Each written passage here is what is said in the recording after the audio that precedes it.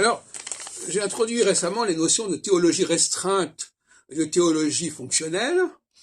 La théologie restreinte, je crois que j'en ai assez parlé, à savoir que nous sommes favorables, dans ce que j'appelle le judaïsme, à un Dieu qui a des moyens restreints, qui s'occupe, qui a une vision, un objectif restreint, qui concerne notre humanité, une partie de notre humanité même, seulement, qui se focalise sur notre certaine partie de l'humanité, qui se focalise sur une toute petite partie de l'univers, qui est notre Terre, surtout sur notre petit système solaire.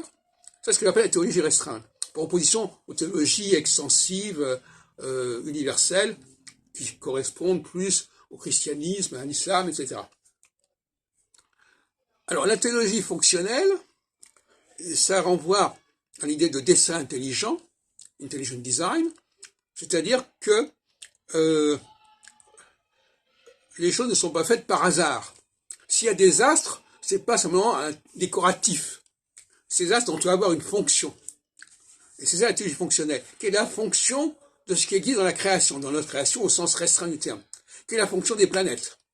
Or, en refusant l'astrologie, on ne veut pas réfléchir sur la fonction des planètes. On veut dire que les planètes ont une fonction, mais qui n'a aucun rapport avec la Terre. Il y a un rapport avec l'humanité. Donc on déconnecte les choses, on découpe les choses.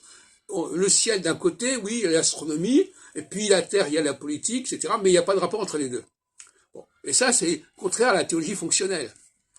De la même façon que en linguistique fonctionnelle, comme je dirais, il ne s'agit pas simplement de s'intéresser au message qu'on fait porter à une langue, mais se dire que cette langue, elle est organisée. Il ne s'agit pas de faire comme Saussure, de se contenter de dire il y a le signifiant et le signifié. Ça, c'est une sorte de phénoménologie assez superficielle.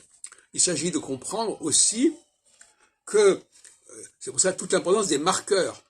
La notion de marqueur, de genre, de nombre, de temps, etc., est au cœur même de la démarche linguistique et de la démarche phonologique.